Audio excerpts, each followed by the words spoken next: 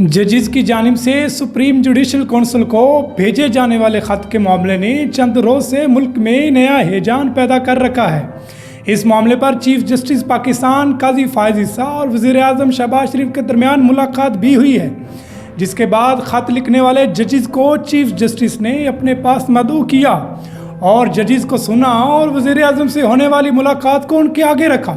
फिर हुकूमत की जानिब से तहकीकाती कमीशन बनाने पर जजेस को आगाह किया गया, जिस पर किसी हद तक इत्तफाक भी कर लिया गया।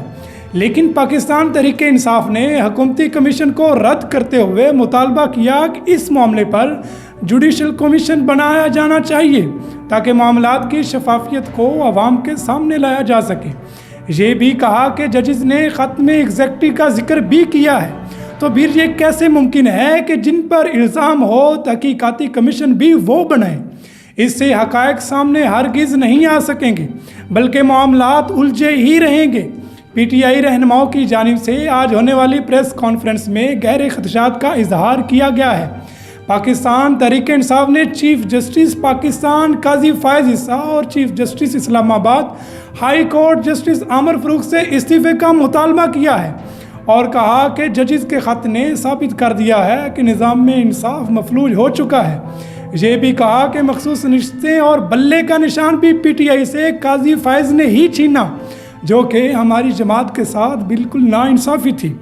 पीटीआई की कानूनी टीम रऊफ़ हसन, नईम हैदर, शोएब शाहीन और अली बुखारी के साथ साथ नियाज़ुल्लाह नियाज़ी ने इस्लामाबाद में प्रेस कॉन्फ्रेंस की।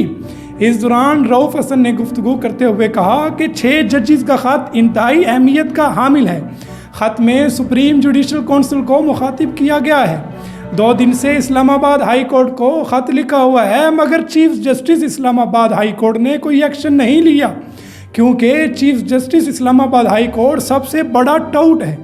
उनका कहना था कि इमरान खान पर बनाए गए केसेस में सबसे अहम किरदार तो chief justice Islamabad high court का खुद का ही है।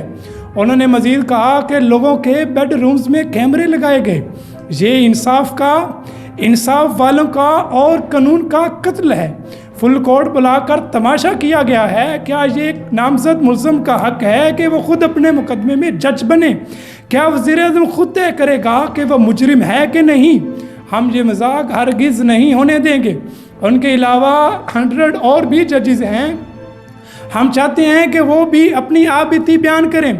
मज़ीद जजेस भी बताएं कि उन पर क्या क्या दबाव डाला गया और किसके कहने पर यह दबाव डाला गया। नईम हैदर ने कहा कि इमरान खान के घर में 26 घंटे ऑपरेशन किया गया। चीफ जस्टिस ऑफ पाकिस्तान खामोश रहे। 28 मार्च को जुडिशल कॉम्प्लेक्स में पीटीआई का कारकुनान पर हमला हुआ। जिन्होंने हमला किया उनकी बजाय पीटीआई वर्कर्स पर ही एफआईआर दर्ज करवा दी गई। इमरान खान ने अपनी सिक्योरिटी में अदालतों में पेश होते रहे, उन्हें सिक्योरिटी भी नहीं दी गई। हमें यकीन दिलवाया गया कि इमरान खान की गिरफ्तारी पर इंक्वायरी करेंगे। कहाँ गई वो इंक्वायरी जिसके दावे और वादे किए गए थे? उन्होंने मज़ीद कहा कि तोशाखाना केस में व्हाट्सएप के ज़रिए फ़ैसला किया गया, सैफर केस को भी लटकाया गया और फिर फ़ैसला महफूज किया गया। 4 हफ्तों के अंदर सैफर ट्रायल को ख़त्म किया गया। लेवल प्लेइंग फील्ड की दरख्वास्त का क्या हुआ? हमें लेवल प्लेइंग फील्ड नहीं दी गई। मखसूस नशिस्तें और बल्ले का निशान पीटीआई से काजी फायज़ ईसा ने खुद छीना। सिकंदर सुल्तान राजा की पुश्तपनाही कौन कर रहा है? सैफर के मामले पर जुडिशल कमीशन बनाने का मुतालबा किया था, अब तक क्यों नहीं बना? इस मौका पर नियाज़ुल्लाह नियाज़ी ने कहा कि इस ख़त ने साबित कर दिया है कि निज़ाम में अदल बिल्कुल मफलूज होकर रह गया है। चीफ जस्टिस आमर फ़ारूक के बाद चीफ जस्टिस काजी फायज़ ईसा के पास ख़त गया, मगर क्या एक्शन लिया गया?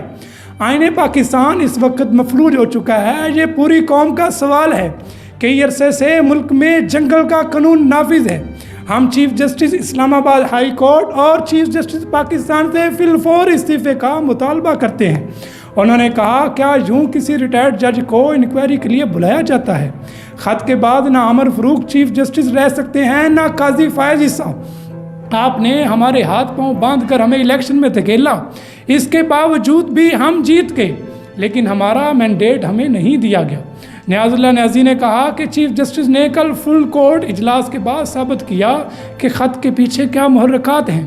اب ہماری پریس کانفرنسز کا وقت گزر چکا، اب ہم پورے پاکستان سے ایک تحریک کا آغاز کریں گے، ہم سپریم کورٹ اور ہائی کورٹ کے دروازے پر بھی جائیں گے۔